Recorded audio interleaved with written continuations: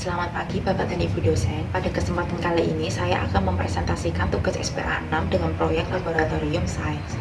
Perkenalkan, nama saya Marasubuh Panggulo dengan NIM 17A10050. Nah, apa sih Laboratorium Sains itu? Pada dasarnya, laboratorium itu tempat di mana suatu individu atau kelompok mengerjakan suatu praktikum ilmiah, penelitian atau riset, uji coba, dan eksperimen, hingga mendapatkan suatu hasil percobaan dengan bantuan dari bahan dan alat kimia yang tersedia pada laboratorium tersebut, sehingga sebanding antara uji coba dan prinsip yang ada. Lalu, ada berbagai jenis laboratorium, namun di sini saya akan memilih agrikultural laboratorium yang di dalamnya terdiri atas mikrobiologi dan biokimia hasil dari pertanian. Sebagai salah satu dari laboratorium sains yang akan saya gunakan sebagai tugas besar SPA 6 bangunan bentang lebar ini. Lalu, apa itu mikrobiologi dan biokimia? Laboratorium mikrobiologi dan biokimia ini berpusat pada jenis pangan dan hasil dari pertanian. Mikrobiologi dan biokimia pangan dan hasil pertanian ini diharapkan berfungsi sebagai tempat di mana research and development teknologi pangan, pasca panen dari pertanian, ataupun juga uji coba mutu pangan dan penelitian dari analisa kimia. Lalu di Indonesia sendiri sudah ada beberapa laboratorium agrikultural, contohnya yang ada di Bengkulu, Banda Aceh, Yogyakarta, dan Jakarta. Pada laboratorium memiliki prosedur dan ketentuan untuk memenuhi kriteria yang ditetapkan. Nah, lalu kriteria yang ditetapkan pada bangunan laboratorium memiliki persyaratan, yaitu antara lain, yang pertama ada letak. Peletakan laboratorium itu sendiri akan dihadapkan ke arah utara atau selatan pada tapak. Peletakan ini berkaitan dengan pencahayaan dan arah angin pada sekitar kawasan tapak. Lalu karena lab berfokus pada bidang pertanian, maka tanaman observasi membutuhkan pencahayaan dan penghawaan yang cukup. Lalu yang kedua ada jarak. Antara ruang laboratorium haruslah memberikan jarak 3 meter untuk mengantisipasi dari kecelakaan yang mungkin terjadi. Karena ruang itu kan berfungsi untuk tidak berdekatan dengan zona publik. Jadi jarak yang dimaksudkan guna memberikan celah ventilasi dan pencahayaan yang optimal untuk masing-masing ruang. Yang ketiga ada saluran pembuangan air. Laboratorium harus memiliki pembuangan air sendiri guna tidak mengganggu sumber air dari lingkungan sekitar. Lalu yang keempat ada pembuangan limbah. Dibedakan menjadi limbah padat, cair, dan gas, dan diolah menjadi 3 macam olahan, yaitu untuk limbah cair yaitu dengan fisika, kimia, biologi, dan zat kimia yang mudah larut dengan air akan langsung dibuang menuju wadah pembuangan. Namun untuk yang berbahaya akan dilakukan pembakaran insinerator. Lalu yang kelima ada keamanan. Peletakan perabotan praktikum harus sesuai dengan tingkatan bahaya. Lalu penyimpanan pada rak atau lemari khusus juga. Yang keenam yaitu ada kemudahan. Penempatan perabotan praktikum yang pokok dan umum harus diletakkan pada sisi kiri dan kanan meja praktikum, sehingga mudah dilihat dan ditemukan oleh pengguna. Serta jarak antar perabot juga harus disesuaikan agar laboran atau pengguna yang menggunakan bebas bergerak saat melakukan percobaan. Lalu yang ketujuh ada pengaruh kimia. Jadi adanya saluran pipa polivinil klorida atau poliproprinilena yang akan bekerja dengan alat sungkup asap berguna melancarkan sirkulasi udara yang ada. Di mana proyek laboratorium agrikultural yang akan dibuat yaitu pada kawasan Komplek Balai Pertanian Provinsi Jawa Tengah, Jalan Jenderal Gatot Subroto, Taruh Budaya, Bandarjo, Kecamatan Ungaran Barat, Semarang, Jawa Tengah. Lalu studi dan konsep desain yaitu studi zoning melalui tapak. Yang pertama ada aksesibilitas dan sirkulasi. Pada kawasan tapak sudah ditemukan adanya penataan utilitas dan jaringan. Ruas jalan menuju ke tapak digambarkan dengan garis merah. Lalu untuk ruas keluar dari tapak dengan garis biru. Untuk simbol rambu bus menunjukkan itu adalah letak halte bus dan tanda panah merupakan arah jalan. Serta sirkulasi sangat jelas dan tidak rumit. Juga tidak terlalu jauh untuk dicapai dari tempat halte bus di wilayah ini. Untuk intensitas kendaraan yang lewat tidak menimbulkan kemacetan. Selain menggunakan moda transportasi umum, untuk moda transportasi pribadi seperti mobil dan motor pun bisa digunakan. Jalan yang ada sudah layak dan nyaman digunakan. Material yang ada pada jalan yaitu sudah beton. Namun untuk jalan sisi utara pada tapak yaitu Jalan DI Panjaitan, intensitas kendaraan sepi sekali. Untuk material jalan juga sudah beraspal dan memiliki ukuran jalan 4 meter. Yang kedua ada kebisingan. Kebisingan pada area tapak memiliki tingkat kebisingan yang cukup tinggi yaitu 54 hingga 76,7 desibel. Sumber kebisingan berada pada sebelah barat tapak yaitu pada jalan utama Jalan Jenderal Gatot Subroto Ungaran mencapai 76,7 desibel. Oleh karena itu, upaya untuk meminimalisir gangguan adalah dengan penataan posisi bangunan yang tepat, yaitu bangunan ditempatkan pada sisi selatan atau belakang tapak guna menjauhi pusat kebisingan dan terletak pada area depan tapak karena lab membutuhkan ketenangan. Lalu ada orientasi bangunan. Pengamatan dilakukan pada siang hari yaitu pukul 2 siang, dan data yang didapatkan pada siang luar tapak yaitu sisi barat, timur, serta utara tapak rata-rata memiliki 31.000 lux, sedangkan pada sisi dalam tapak yaitu 20.000 lux. Untuk pada siang hari, bangunan tidak akan terlalu silau karena area tapak dipenuhi dengan pepohonan buah. Namun, potensi yang besar untuk pencahayaan ialah pada sisi utara, barat, dan timur tapak.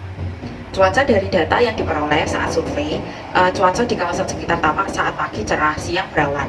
Untuk suhu kawasan di sekitar tapak memiliki suhu pagi yaitu 28 derajat Celcius dan pada siang hari yaitu 32 derajat Celcius. Untuk kelembapan, saat bulan September 2020 mencapai 34 RH dengan kecepatan angin berembus dari arah timur ke barat yaitu 4,9 hingga 7 meter per sekon. Untuk merespon cahaya matahari dengan angin, ialah dengan penataan bangunan, dan untuk angin ialah dengan membuat kisi-kisi atau bukaan yang tepat. Untuk bias, bagian greenhouse dapat dengan struktur membran untuk menjaga tanaman observasi tetap hidup. Lalu ada view to site. View yang terdapat pada sekitar tapak yaitu pada area A. Area ini akan kesulitan untuk melihat view tapak karena tertutup oleh pagar bumi. Area B dan D, pada area ini kondisi tapak terlihat sangat rimbun dengan dipenuhi banyak sekali tanaman, semak, dan pepohonan. Area C, tapak ini terlihat kawasan perkampungan dan sekolah untuk para warga sekitar, namun kita bisa melihat kondisi tapak secara langsung di area ini. Lalu untuk drainase, untuk utilitas kota yaitu drainase menggunakan drainase tertutup sehingga tidak terlihat pada permukaan jalan dengan ukuran 80 cm. Untuk perencanaan, saluran drainase akan digunakan untuk lahan kosong pada tapak dan membuat saluran limbah pembuangan dengan 3 wadah yaitu limbah cair, padat, dan gas. Lalu yang terakhir ada fasad bangunan sekitar. Bangunan di sekitar wilayah tapak memiliki berbagai fungsi yang berbeda. Terdapat bangunan area jasa, keamanan, kesehatan, pendidikan, komersil, pemerintahan, serta area dinas pertanian. Karakteristik bangunan di sekitar lokasi tapak ini mayoritas dapat dikategorikan dalam bangunan modern. Kemudian ada konsep tata bentuk bangunan dan massa. Yang pertama ada image kawasan. Bangunan sekitar tapak tidak terjadi skyline yang kontras karena bangunan memiliki ketinggian 2 hingga 3 lantai saja. Untuk kawasan lingkungan sekitaran tapak dominan dengan fungsi pemerintahan karena banyak kantor pemerintahan, kantor pertahanan, hingga dinas pertanian. Lalu bangunan gedung perkantoran didominasi arsitektur modern dan diberatapkan jengking, miring, atau pelana. Jadi image dan bentuk-bentuk bangunan sekitar tidak mencolok, tiap bangunan menyimbolkan serta sesuai dengan fungsinya masing-masing yaitu gedung pemerintahan dan dinas pertanian. Untuk skyline and skyline sisi selatan sedikit menurun terkena topografi. Untuk landline pada tampak depan terdapat perbedaan tinggi karena ada 2 tingkat lantai dan 3 tingkat lantai. Pada sisi utara tapak merupakan kawasan dinas provinsi pertanian dan kebudayaan Jawa Tengah serta balai mesin pertanian, kawasan pendidikan, bidang pertanian. Lalu ini ada konsep perancangan yaitu skematik desain. Yang pertama, bangunan memiliki inti yaitu dari bentuk heksagon atau segi 6. Lalu dengan pelingkup bangunan berbentuk lingkaran digabungkan lagi dan ditambahkan geometri lingkaran pada sisi luar lingkaran pertama dengan penataan gelombang sehingga akan membentuk naik dan turun seperti gelombang. Lalu tampak atas akan berbentuk seperti ini.